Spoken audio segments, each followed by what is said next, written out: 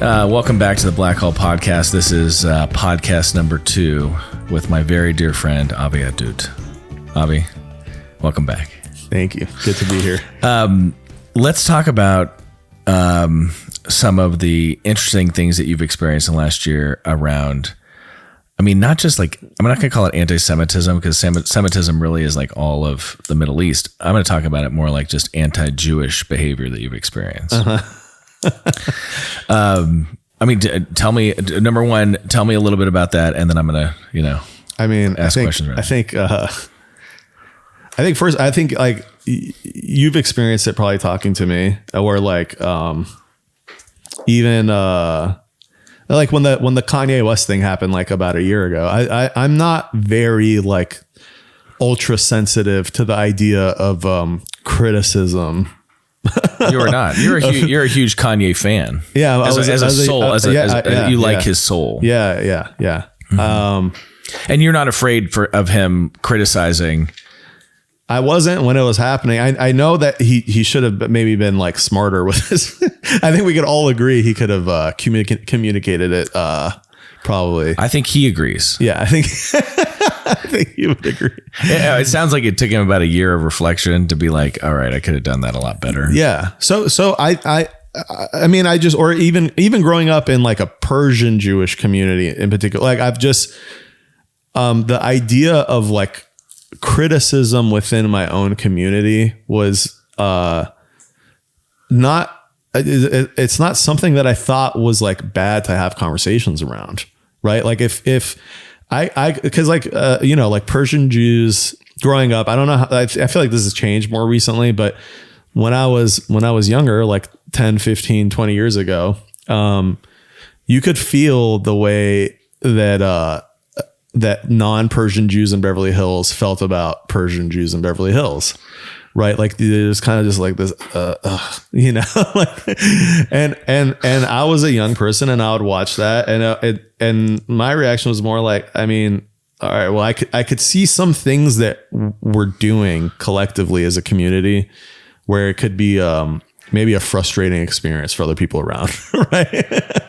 I mean, I didn't grow up with Persian Jews and when I moved to LA, then, I was doing business and occasionally we would run across Persian Jewish business guys, but there were always jokes by non-Persian Jewish business guys about the Persian Jewish business guys because they'd be like, oh, you have an LOI? And he signed it. Oh, good. That's the beginning of the negotiation. Right.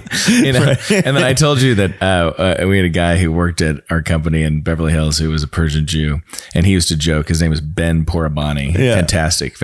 But Ben one time said, "Oh, let me go to do the negotiation with blah blah blah." Like we had some negotiation. He goes, "Because I'm a Persian Jew, I negotiate with myself."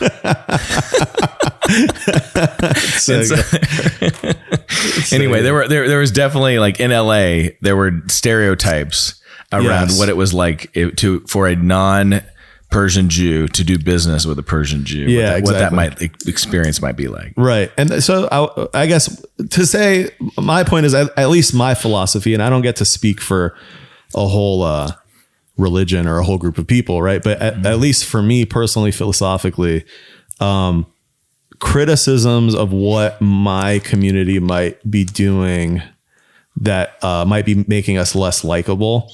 That's not a conversation I'd want to shut down. It's more of something I'd want to, all right, well, is there anything worth working on? I mean, white people are having to do this, right? Like our whole country, like it feels like in education, everything it's all about white people need to be thinking about all of the wrongs of their ancestors of the past, right? Or whatever might be going. White people are being forced and confronted with what they might need to work on as a group. I mean, that's a pretty big group. wait. Persians aren't white. No, what you mean is white Anglo-Saxon Protestants. I'm just saying white Anglo-Saxon Catholics. Yeah. Right. Just Catholics, white Italian Catholics, white. Yeah. Whatever. All these groups of people that are now being heavily criticized about cultural decisions. Right.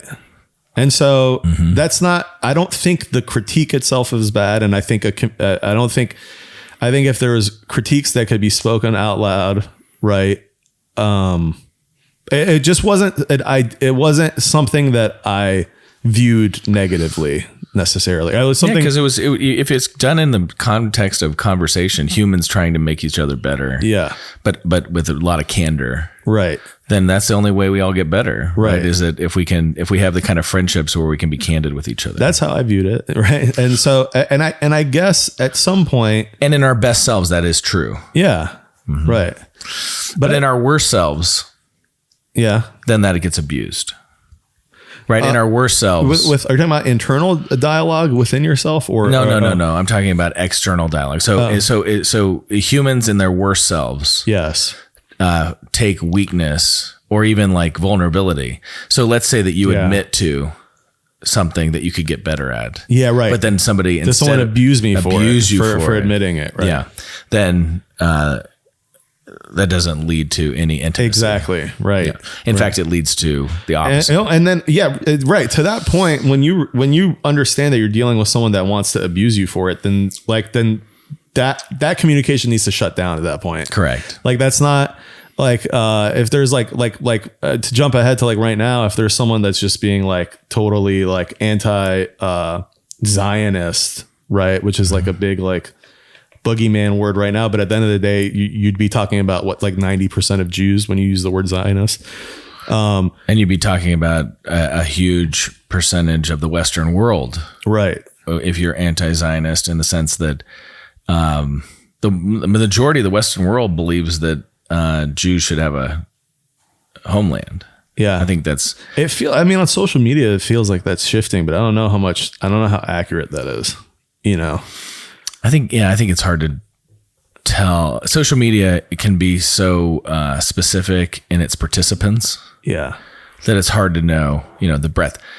I think as there's a huge amount of people that are over an age of using social media very much who would, at least in America, would all have never questioned Israel's existence. Yeah. Well, and I guess so I was trying to preface it as like, I'm okay with criticism, but I think like between the combination of just being aware of history, of not just the Holocaust, what my parents went through in Iran, right? And then like you do see like I think there was like I don't know how many years ago, I think it was in Pennsylvania, there was the Tree of Life, like the synagogue getting shot up, right?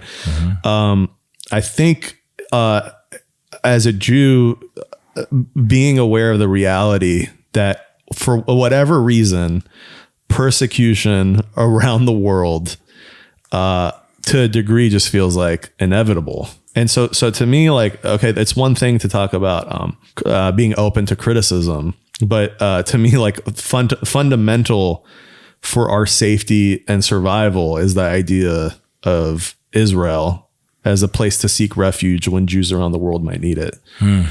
And boy, have we needed it a lot, Right. And so to me, why didn't your parent? Do you know anything about why? Because Israel was obviously in existence in the 70s. And your parents are fleeing Iran.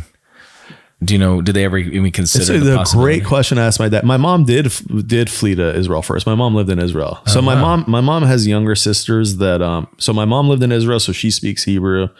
And then and she was just at the right age, like right in between her older sisters and her younger sisters, where like she had met my dad in Iran before moving. And then like whatever the story is, but she ended up marrying like an Iranian man, but all of her sisters younger than her ended up, marrying Israelis. And then even when they moved here, like I have sets of cousins and aunts like where their family only speaks Hebrew. They don't speak Farsi. Wow. I didn't know that. Yeah.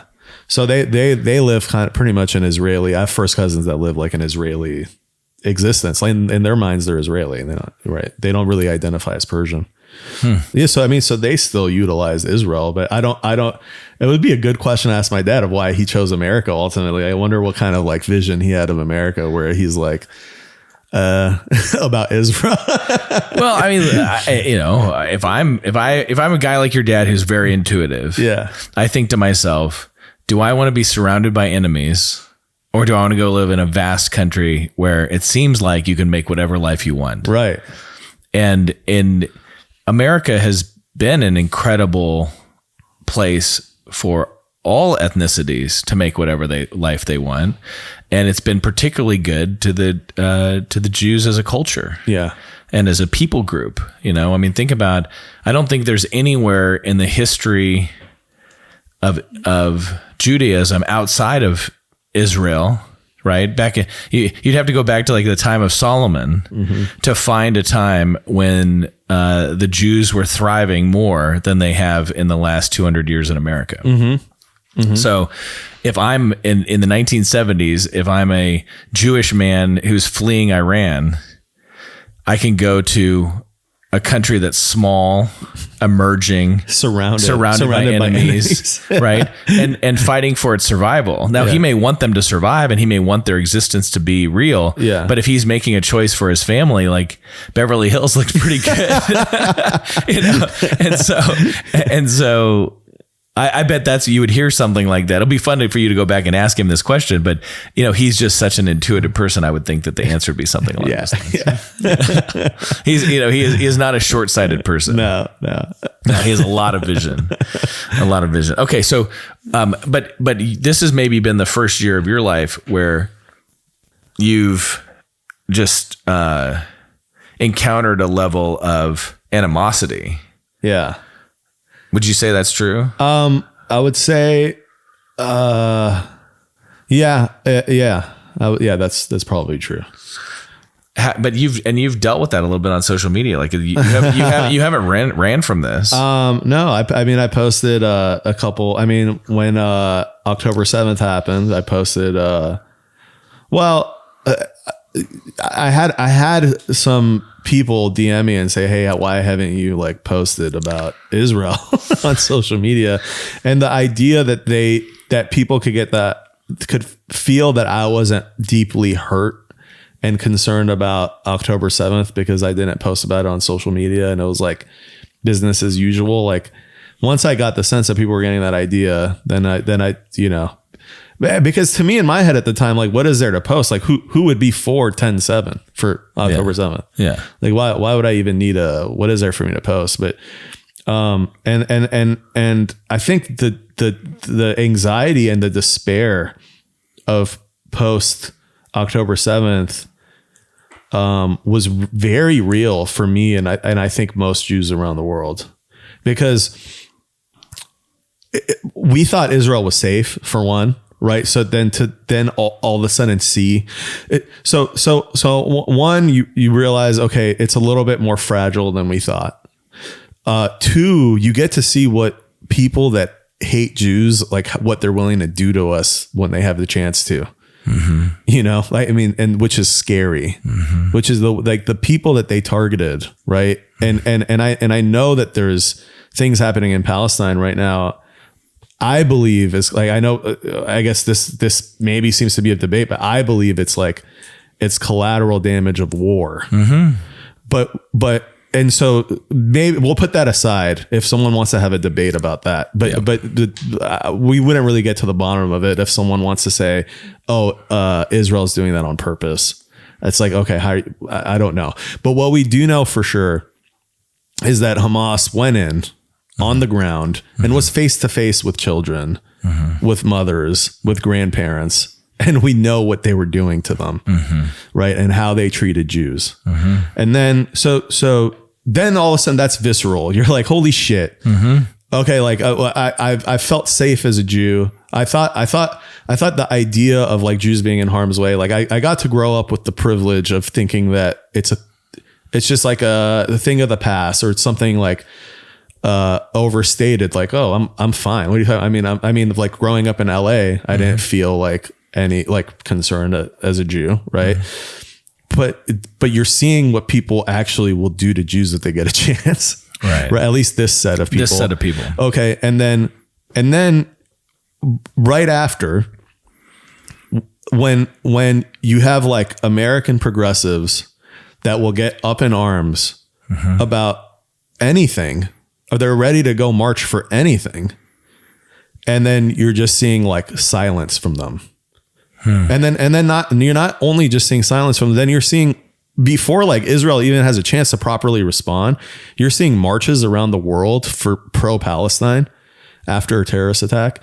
And so then you get then all of a sudden, like the feeling of like, as a Jew of like, what the fuck? Like, this is how people feel about us. So I think that's been it was dark. It was heavy. It was really heavy for a long time. I mean, there was like a pit in my stomach, and I know it wasn't just me, like just talking to any other Jews, like at least for like a month or two. I think like more recently, like, okay, we're now, a little over 2 months removed from the incident. But I mean, we're fucking scared. We didn't know what could happen next. Like, okay, this just happened in Israel. Where else could this happen? Yeah. Who's funding this? Is there a broader plan? Does anyone care to fucking protect us? Or are we like, or are we on our and then own? the idea, and then you get hit with the real, like, no, you can't fucking depend on anyone else to protect you. And like, this is something you brought up. It's like, as Jews, why aren't we like pro gun or learning to shoot? Like, why isn't that a part of our daily lives? Or like, why is it like I have so many Jewish friends who grew up, never saw a gun, never touched a gun, never trained on a gun.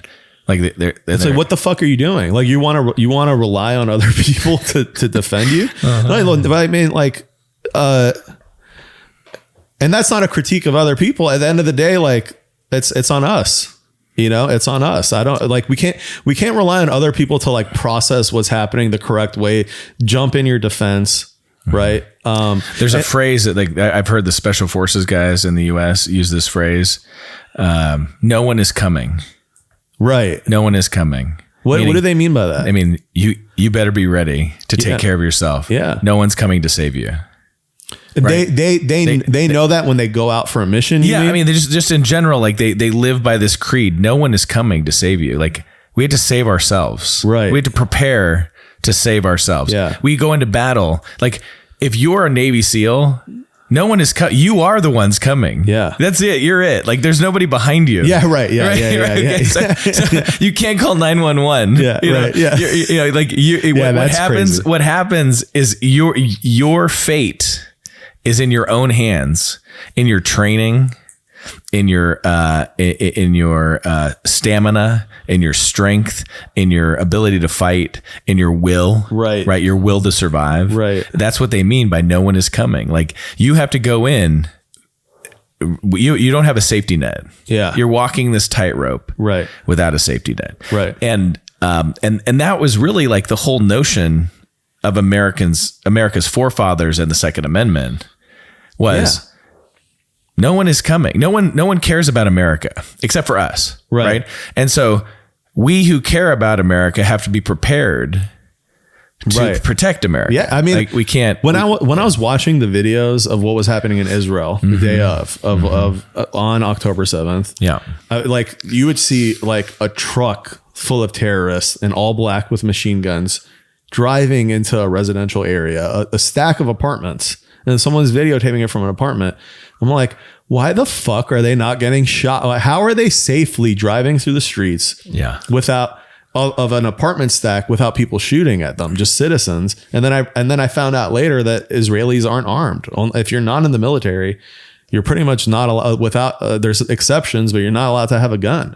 Shocking. And if the civilians had guns, 10-7 would not have been able to be carried out the way that it was. Well, they still would have been able to carry out a lot of things, because if you go and raid a music festival, right, yeah, like there are some places, but you're not going to let people just carry their guns around a music festival. It would still be like a fraction of it may have been. I mean, the thing is that it was so covert, sudden, and cold-blooded on a lot of people that were weak. Yeah. Right. So there's a lot of perpetration on children and women. For sure. But if they knew that the whole population was armed, it would change even the equation. Absolutely. It would change the equation of the. Well, listen, I mean, that's why any military strategist who was trying to figure out how to invade America, it all just breaks down, because I read it was somewhere maybe like 5 years ago that just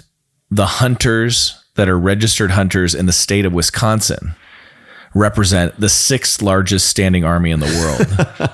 That's so sick. Right? Yeah. So if you're coming for America, you're coming through 150 million armed people. Yeah. Right. That have, I think last I read, it was 380 million guns that were in the hands of individual citizens in the United States. Yeah. Right. Right. So that's a huge deterrent for a land war. Right. Right. You look at what happened in Ukraine. The Russians invade Ukraine and they're scrambling for weapons. Yeah. Right. Because they had the same issue. They had to actually change the laws. They had to call a legislative session to make gun ownership legal.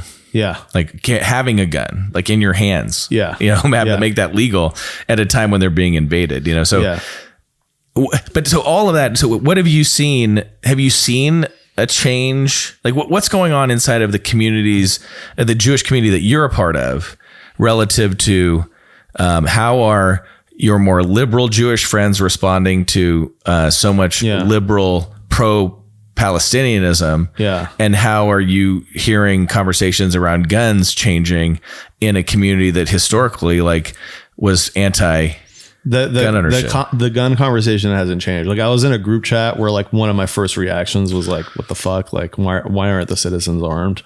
And that wasn't something that, even I had some conservative friends in the chat that didn't their takeaway wasn't the same as mine about, and then I think with liberals, I think most of the Jewish liberals I know aren't so far gone Marxists where there's some Jews out there on social media where they're their Marxism comes before their Judaism, right? Mm-hmm. And so they're choosing the side of who they believe is the oppressed in the situation. Which is an interesting conversation. Like, how do you decide who's oppressed? I don't know. Right.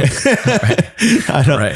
Yeah. Which people group is oppressed? The people group that endured the Holocaust and was driven out of Iran and many other places where there's rockets, where the other side is shooting rockets every day. But just because we have the technology to not allow those rockets to come through. Yeah. So now we're the oppressor. Yeah. Right.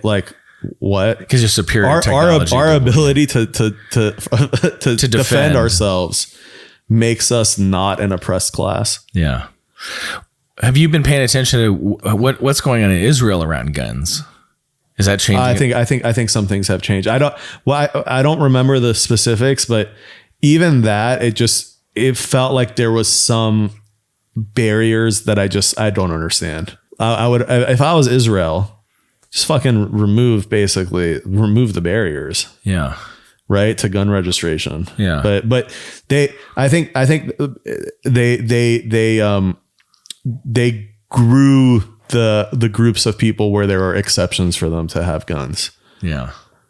Right. All right. I want to shift the conversation just a little bit. So I want to stay on this topic though of Jewish culture and Jewish society, and I want to talk about you marrying a shiksa. Now she's not really she's not a shiksa anymore. She's converted. She converted to Judaism years ago. Yeah, but yet I was surprised to learn that oftentimes in the localized Persian Jewish community, that is Beverly Hills, let's say, that can be seen as you're still not marrying a Jew. Yeah, is that real? Yeah, it's real. That's real. I was shocked to learn this. Yeah.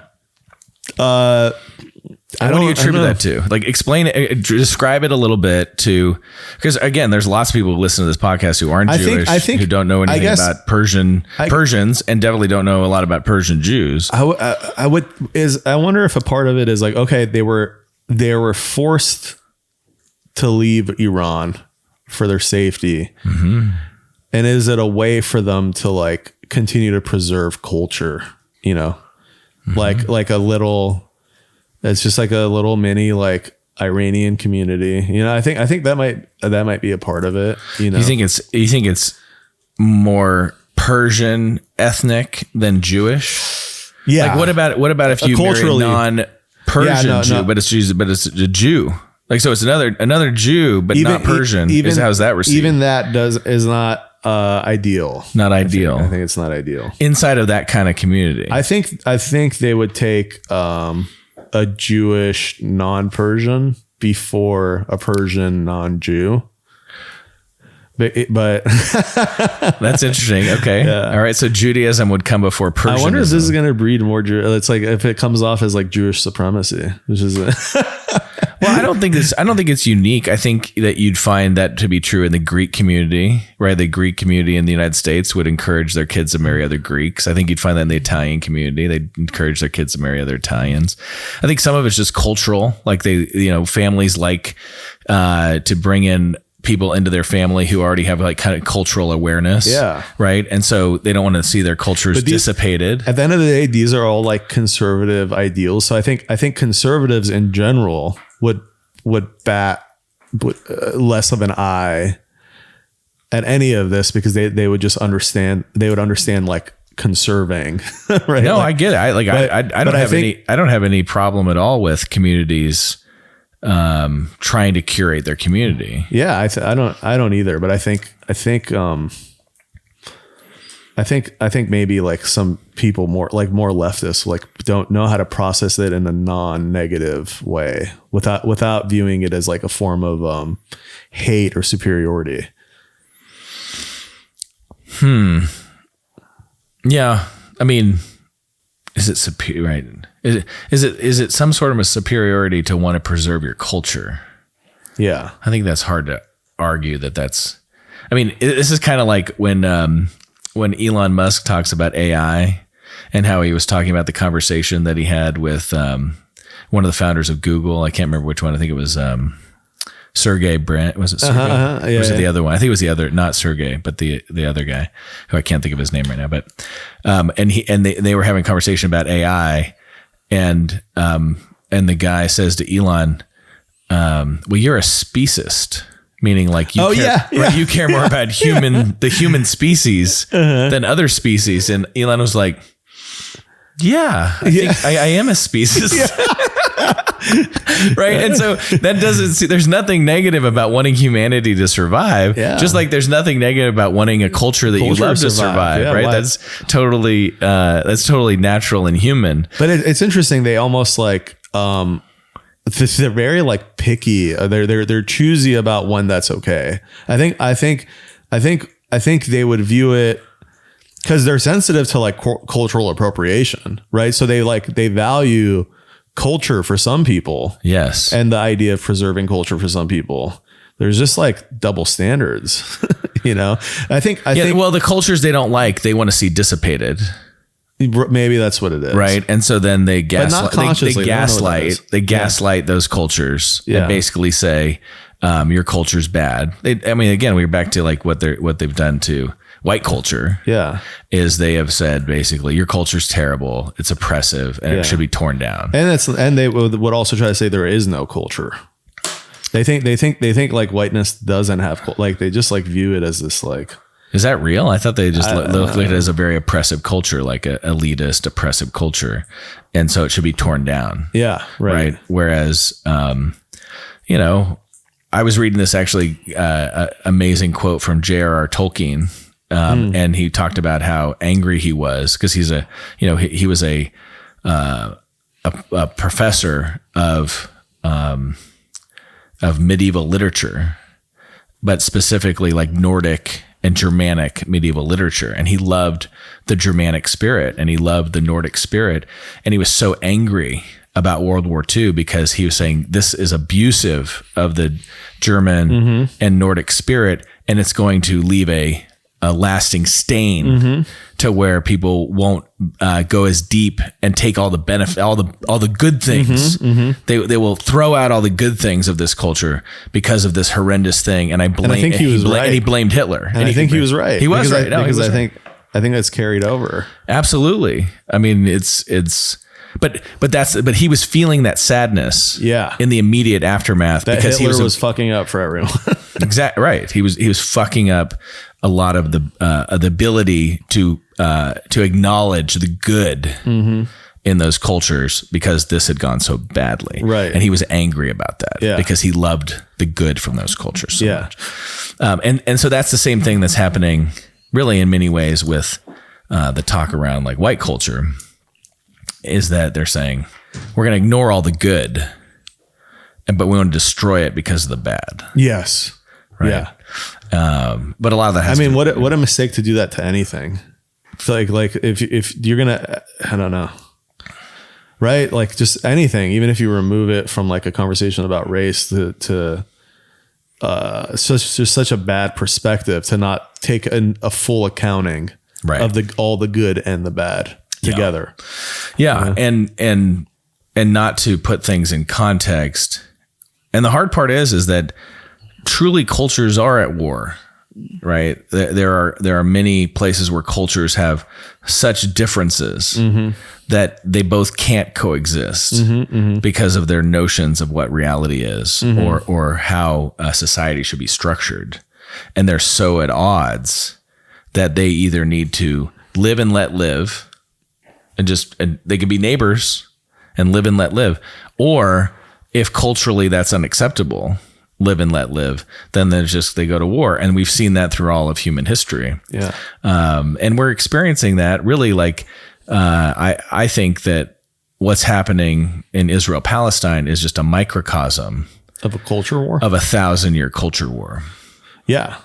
But yeah, and maybe it may be longer, but for sure 1,000-year culture war. So I don't believe, like just to bring it back to the Israel Palestine, because I want to get your thoughts on something. So I don't believe that most people are taking their position because they know or they think that they hate Jews, except for like to the like whatever white supremacists might be out there. Maybe they don't like Jews. But well, you could see why the Islamists might pick a certain side on this, but for everyone else, what do you think is behind, the pro-Palestine position? Well, I think there's two aspects. One is that, Islam and Judaism are in a culture war, period. Like, unless they can just agree to disagree and agree to live separate lives that are both protected but separate, and they just refuse to go to war.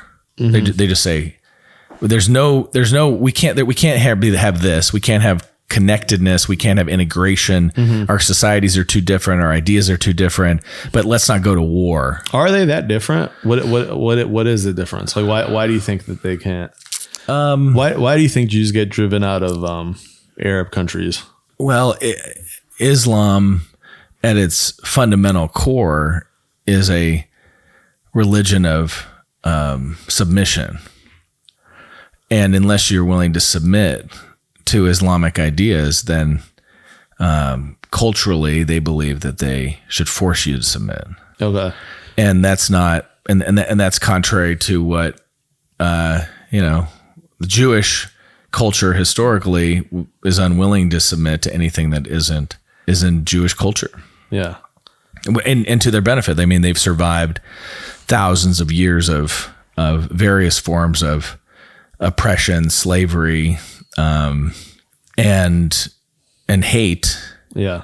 And they've been willing to die rather than give up their culture. So that's a very difficult thing when you have the stubbornness, in the beautiful way, the stubbornness of the Jewish culture and its commitment to its own culture. And then a culture that asks you to submit. Really. Yeah. And right. And then, so then you have the same problem with the whole Western world and Islam, because again, Islam is a religion, a philosophy of submission that then comes to a Western world that really is a philosophy of liberation, right, and individual freedom. And most Westerners value their individual freedom on a level that they might rather die than submit. Yeah. And so that's a real hard cultural battle. Right. So at the core, you have philosophical problems, but then you layer in the last really 100 years of academia, the slow and steady infiltration of Marxist ideology around what you've talked about, oppressor and oppressed. And at this moment in time, certainly people that are very concerned about the oppressed and very anti whoever they deem to be the oppressor. Mm-hmm. At this moment in time, those people that are focused on those ideas embrace Palestine as the oppressed. And so that's where, again, you have like a major philosophical distinction between the people that are radically pro-Palestine are also often radically anti-American liberalism in the sense of American freedom, right? They don't like to see the melting pot that America is intended to be if we protect everyone's freedom to live however they want. They would think that they're for more freedom. What do you think that breakdown in what do you think the breakdown is of what they think they stand for and what they end up standing for? Well, they certainly aren't for more freedom in the sense of allowing for differences of opinion. Yeah. Right. Because if there are core issues that you're not allowed to have differences on inside of that world of communication. In that community, there are certain things you're just not allowed to believe. Yeah. Whereas like in a purely, but by painting those ideas as oppressive. Correct. Like you're just like, whoa. We can't even talk about that. Or how could you even believe that? Or how could you even have that idea? Like that's so oppressive. Right. Right. So there's a lot of things that they would use to gaslight and just basically say, no, that's off the table. Yeah. That's not even one of the options you can have with your freedom. Yeah. But by limiting the options you can have with your freedom, you take away freedom. Yeah. Right. So historically in America, the goal was to provide enough flexibility around freedom for people to be able to choose whatever adventure they want. Right. Now, in order to live in a society like that, you have to have a high level of tolerance for otherness. You're right. Of ideas, though, they don't. But otherness of living, otherness of ideas. They think the otherness of ideas isn't a part of the otherness. They want to like protect or every other type of otherness besides ideas.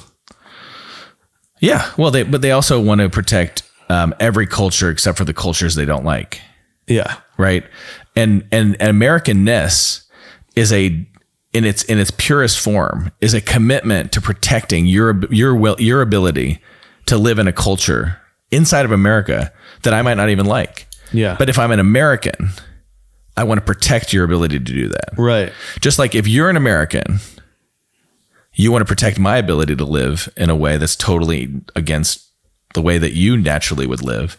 But we both value the freedom to live the way we do and on a level politically that we're willing to fight and protect each other's ability to live within that flexibility. Yeah. Now, where it breaks down is and this is like the cultural war that's happening, where it's breaking down is when you have people that say, well, these kinds of use of freedom, unacceptable. Mm-hmm.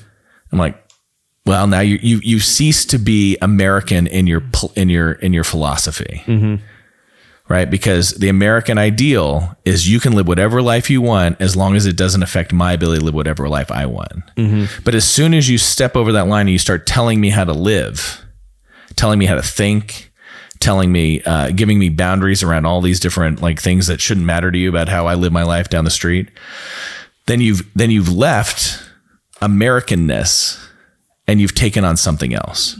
And so the cultural war right now is about how far into your life does the government reach? Yeah. Right. And the difficulty is that somehow that conversation has gotten enough traction that's something that should just fundamentally be not one of the conversations happening in America, because the conversation in America should always be about how do we protect everyone's freedom. Mm-hmm. And it's shifted to something that is not that. And that's why it's a culture war. Because you have the people that are saying, well, no, Americanness protects freedom. And then over here you have people saying, well, these are certain uses of freedom that are unacceptable. Can you think of some, for example? I mean, obviously COVID, there was a lot of... Yeah. I mean, how far can the government reach into your life and tell you that you have to do X, Y, Z health-wise? Yeah. Real Americanness would say, if you want to go live in the woods and never take a vaccine, never make any money, and just live on your own and eat the mushrooms that you find in the forest, more power to you. Mm-hmm. Like, that's a very American notion. But our forefathers probably would be very against a lot of the ways that we're taxed, because it takes away that person's freedom to say, I'm just going to move to the woods. I'm going to own a piece of land. I don't want to work for anybody. I'm going to self-sustain, and I'm going to die in the woods. Yeah. I think something that goes into like why freedom is so important, or why it became such an ideal, is almost a humble approach to knowing that we're all here on earth and we don't really know what's right or wrong. So let me take my best stab at it. You take your best stab at it. And there's a humility to it. There's a humility to, all right, I'm going to live my life the way I want, but I don't ultimately know if I'm right. So I'm not going to impose that on you. Right. Correct. And I think a lot of, but that requires a lot of intellectual humility, a lot of spiritual humility. Yes. To be in that space where you actually embrace how little you know. Yeah. And I think believing in there's some connection between like believing in God and then believing like the vastness of what we don't know. Where almost when you don't believe in God, it sometimes breaks down to what are the things we do know. And then that's when you get into like, well, like, trust the scientists, take 6 vaccines, right? Like, yeah. And so like you go away from the idea of like searching for truth, mm-hmm. and the humility of searching for it, and knowing that the truth is never so simple or easily defined, and then instead you get this culture that's went away from God and has gone towards ideas of certainty that we can't really have, right? So you and I have talked a lot about philosophy and religion over the years. We've done some very esoteric podcasts on the Carla podcast about, ideas that most people don't have a lot of interest in, or, mm-hmm. around like eternity, heaven, all these kind of things. But one of the things I think that we've talked about that is worth talking about here that people might find interesting is this thing that we've talked about, where I have a philosophy or a theory. It's not even a theory. It's actually just a truth, which is that all of Christianity is a Jewish sect. Mm-hmm. And trying to understand why Judaism doesn't talk more about that, mm-hmm. and why the Jews don't embrace more historical study around Jesus and these 12 other Jews, right, who created a sect that has like 2 billion adherents. Yeah. Okay. So I think there's 15 million Jews in the entire world, but then there's 2 billion people that are part of a tiny Jewish sect called Christianity. Yeah. And we love like talking about like Jews that succeed in different areas, like Sandy Koufax, Albert Einstein. Jesus was a pretty successful Jew. I mean, like arguably he was one of the most successful Jews ever, but yet the Jews don't talk about him as a Jew, just as a Jew. Yeah. Like you don't even have to agree with his philosophy. I mean, clearly he's an interesting Jew at a minimum. At a minimum. Right? Like when you're making your Mount Rushmore of Jews, How is Jesus not on there? He's not like, so I've only like learned more about Jesus like through you, and then I gain a lot more interest in him and a love for him, honestly, really. But I would but I could tell what I could tell you. I don't know the answer to your question, but I could tell you a little bit about like what the idea of Jesus felt like to me is when I was younger. This is what I want to hear. Yeah, I love this. There's just this like it's not so rational. It's a lot of feelings, and so you associate like a Judaism with like your family and like just these like tight knit like cozy things that are familiar, right? And then there's things that are kind of like no touch zones that almost like if you that are would just like make you like not Jewish. Right. And so something like so pork, Jesus like pork, could make you not pork Jewish. Could be like a big, like pork was like a big boogeyman. Pork could make you not Jewish. Right. Like the idea of eating pork would be like a very, it's a big deal. Like people forget, like some people like really freak out like that. Like, even if they accidentally eat it, it's like a freak out moment. You don't want to do things that like remove you from your Judaism. And I think like, a cross could be a symbol that feels similar to that, like sensitivity to a cross. A cross is different, right? I totally get that, because the notion, the Western notion particularly, of what the cross has evolved into, I get how that could be. And I get how even like the end of Jesus' life and his interaction with Jewish leaders, I mean, I understand how that all could be difficult to even process or go near. Yeah. What I'm talking about more is like, just the overall history of, you have this man who is a Jew. I'm just saying, like, right? Jesus gets just like kind of just thrown into, it's just like pork, cross, like these things that would make you just not Jewish. Right. Right. Can't go near a cross. Yeah. Understood. That makes sense. But Jesus gets lumped in there. But if pork and crosses. Yeah. But if you also understand like the lack of like, I've learned all these like wonderful Old Testament stories through you. Yeah. And to me, I can't understand, like, now as I learn them, that's like, those are stories I want to pass on to my kids. Right. But like, those aren't stories that Jews know, really, necessarily, which is also kind of surprising. Yeah, right? it's not. It's like we pass down traditions, but not these like Old Testament stories as much. Even when you're like doing the Passover Seder, your understanding of what you're doing is just like is really so limited as you're doing it. It's not. What percentage if you were just guessing, because obviously you don't know, but if you were guessing, what percentage of Jews have a similar experience to what I think more majority, over 50% is my guess.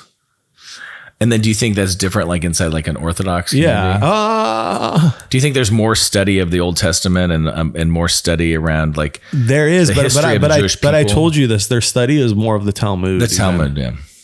Mm-hmm. Which is just like a rules based. Yeah, that's right.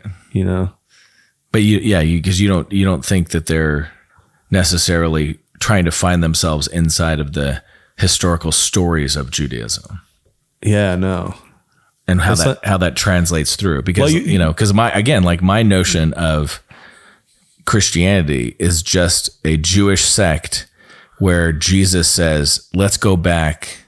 We're trying to go back to Abraham. Yeah. We're trying to go back to Moses. We're trying to go back to David. We're trying to go back. I'm going to try to take you on a journey back to a world where you hear the voice of God. Yeah. Well, I think like you and I talked about this like off mic, like last night a little bit, but to your point, like Judaism is a little bit more of a religion of submission in some ways too, of submitting to rules. Submitting to some of the rules, like how many of the rules are you willing to submit to, right? So are you willing to be kosher? What's your line? What's your line of what you're willing to give up for God? And that's what it feels like. It feels like the way that your submissions, the submissions inside of all these rules, are somehow submissions to God. Yeah, and that's what God cares about.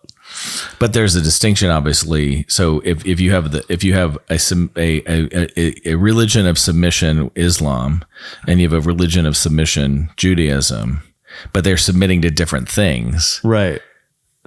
Then that also becomes a major culture clash. Yes. Not because they're against submission, they're just against submitting to the wrong things. Yeah. Right. Just like if they over here, there is some overlap, obviously, with like halal and kosher. Yeah. Right. But, if you come to the West and they're asking you to submit to bacon. Yeah. Right. Right. Right. Well, you can't, that's not one of the things you're allowed to submit to, whereas I often submit to bacon. Yeah.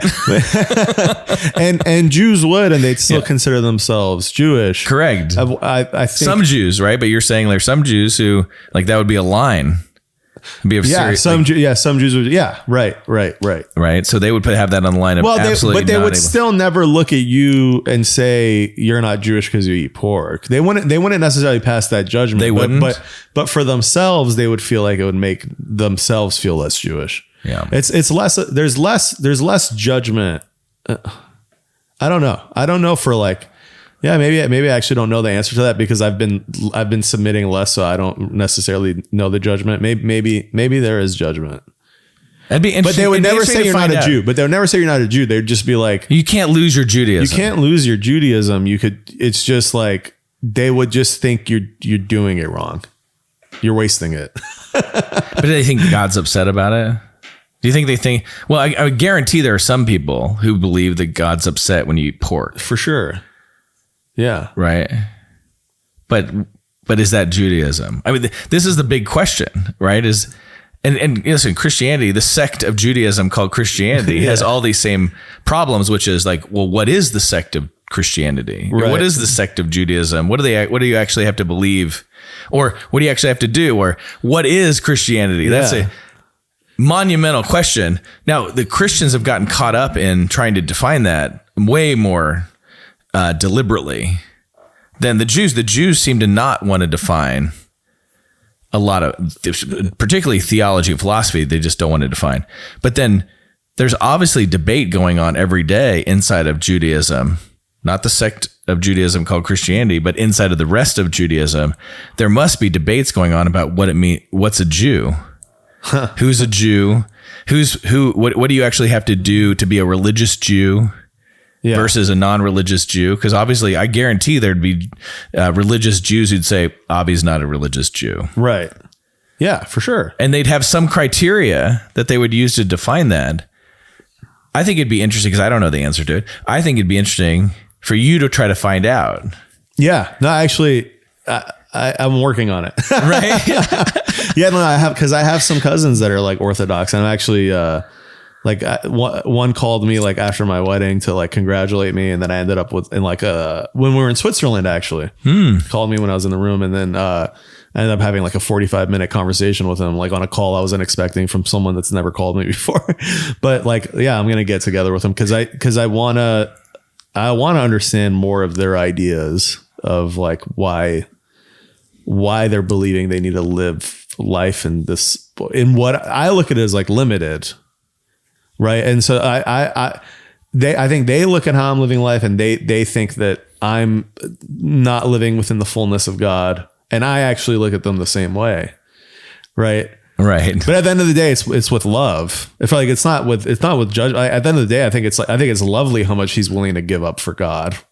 You just think that it's actually, you actually think it might the be wrong unnecessary. rules, unnecessary. Yeah, might be unnecessary. Right. That God's actually not happy or pleased necessarily by following all these rules, which would be something that the cult leader, Jesus, who was the Jew, would have said the same thing. Yeah. Said, you're too concerned about. And then he brought up to me actually this specific, is it a line in the Old Testament you would know, but the you need to love God with all your heart, with all your soul, spirit, all your mind, all your strength. Yeah. Yeah. So he brought that up as like, well, what do you think he means by that? If it's not what I'm doing. Well, sure. But to me, as when he said that on each of those things, I had my own idea of exactly what that would mean, and I'm living within that. But so we have like different ideas of what that means. I would just ask him to go back and analyze David and Solomon's lives, and then and then help him, ask him to identify what were the things that they were doing that were all like in line with God. What were all the things they were doing that were outside of the lines of God? And you believe God still loved them? Yeah. So right? So help me, because I married a shiksa. So, but I'm guessing that David had at least one shiksa wife, and God seemed to really love him. You know what I mean? Like, so these kind of questions, I think, are the kind of questions that lead to the paradoxes that then force us to give up beliefs and things that can't live within the paradox. Yeah.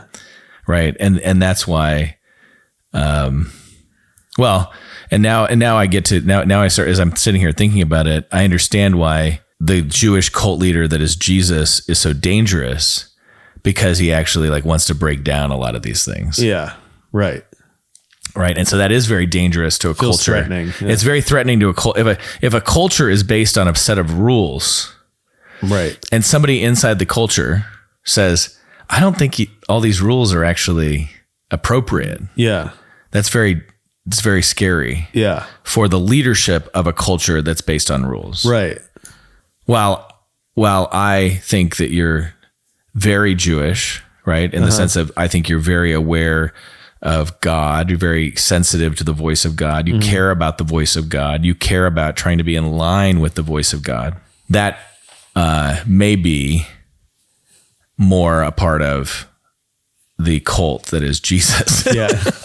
Yeah, no, that notion of Jewishness. And we need to be careful here, because people will think I'm not Jewish. No. I know. Well, that's a shame. We want to be able to have these conversations, and like I'm learning right now as we're talking. Like I'm thinking it through. Go, okay. Now and I understand. Now I understand why maybe inside of the Jewish culture they try to just ignore Jesus because he was a radical Jew. Yeah. To bring it back to politics for a second, because Jesus made me think about like compassion. I feel like politically, something I think about a lot is because I think I know myself to be a really compassionate, caring person. I don't want to, and I feel like mainstream societally, it feels like the left owns the idea of like compassion, that they're the ones that they think they're the compassionate ones. Yeah. Right. And like this idea that like conservative ideas are the ones that are like soulless, brute and soulless. And like at the end of the day, any conservative belief I have, I actually think I arrived there from a viewpoint of compassion. Okay, explain, I don't know. We could think. I mean, what issue would you want to talk about that where I might fall on the right, and I could tell you how I would get there in a compassionate way.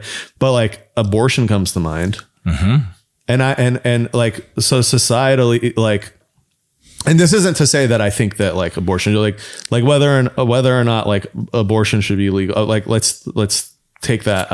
I think it should be legal. I think Americanness as a philosophy demands that it's legal. The freedom that we talked about. So who am I to judge if what that might mean for you? But you're free to judge. But if you're an American in philosophy, you'll still vote for a legislation that will allow the freedom for people to do things that you don't even think are moral. Disagree with. Yeah, right.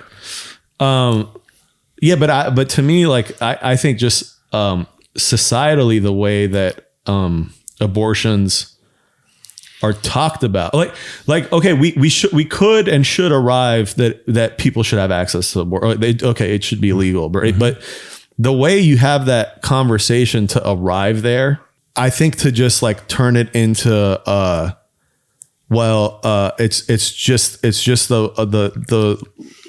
it's just about like control of a woman's body, to turn any of the issues that might arise from abortion to just strictly like, oh, conservatives are trying to control a woman's body.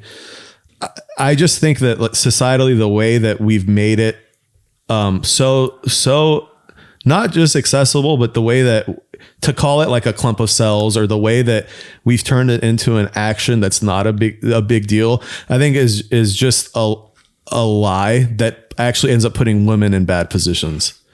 Because one, it might be one from the standpoint of like, they're the ones that have to live with that decision more psychologically, more than the man that's involved.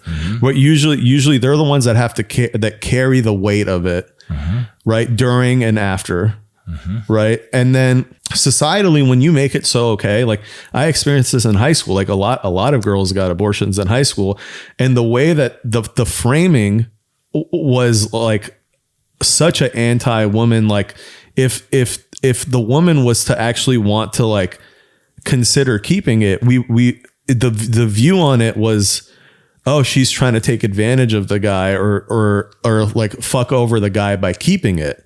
Right. And so it almost ends up like forcing, like we're making it seem like it's like a woman's choice thing. And sure, it is their choice at the end of the day. But when societally, when you don't want to like be honest about the weight of that decision, then you end up putting women in situations that could become really like socially difficult for them, or they might get viewed a certain way if they decide to keep a baby if it was an accident, or the guy didn't want it, or she's not with the guy.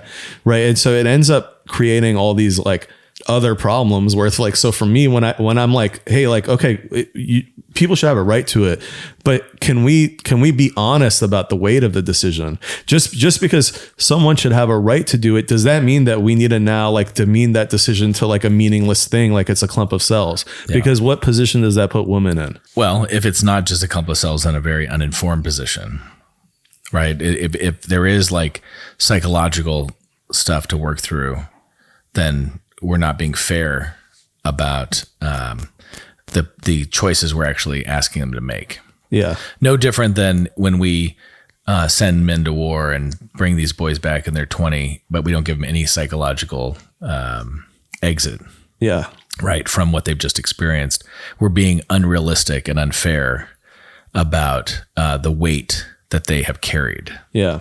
Right. And the same is happening for sure on the side of women, particularly young women who are making decisions about things that they actually don't really understand all of the. And they might later. Oh, they absolutely will. I know situations. Oh, yeah. I know situations where someone is still hurting or regretting a decision from 10 years ago. 100%. And they feel the weight now, maybe in a way that they didn't when they did it. And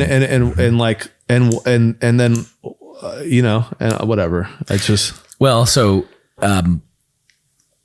I've always thought politically that what we should live under is this notion of we legislate freedom, but educate choice. Yeah. Right. So that we're doing each other the service of being really honest. Yeah. But they turned the debate into like a caricature, and they've turned it into, the right is just trying to control your body. Yeah. But that's all politics. Yeah. The compassion side, right? Being compassionate towards a woman who is pregnant, that the pregnancy might be very socially complicated. Yeah. It's hard to be compassionate with that woman and not feel like she should have a choice about how complicated she's willing to make her life. Yeah. Now, on the other side, when you really reflect with compassion, which a lot of conservatives do, reflect with compassion on the notion of a embryo and the notion of a burgeoning life. Yeah, well, there's that too. Right. I mean, that's before you even get to the potential human life, right? But I'm just saying, even for women, I'm just making the case that for women, out of compassion, societally, we need to be more honest about the conversation around abortion. Agreed. And that conversation around abortion is such a good one to do all the thought experiments and the emotional thought experiments of compassion for all involved and what that looks like. Because when you do all of that emotional thought experiment, what you find out is that this is very emotionally complicated. Yeah. It's very spiritually complicated. It's very sociologically complicated. Yeah. Right. And at least in that position of feeling and experiencing and thinking through all the complicatedness, Yeah. then you can have humility. And that's oftentimes what's lacking from the conversations. Yeah. Is the humility. Yeah. To come alongside and not disparage. Yeah. Right. And be willing to live with, no different than we do with those we love, where we watch them make decisions that we might disagree with, or we know this that they're going to regret, but then we just try to love them through it. Yeah. Right. That's like being a parent. Yeah. Anyway, we're way out of time, but we could keep talking for a long time. Yeah. And we will. I'm sure we will. Yeah. So thanks for being on the podcast. Thanks it's for been having amazing. me. And more to come. Yeah.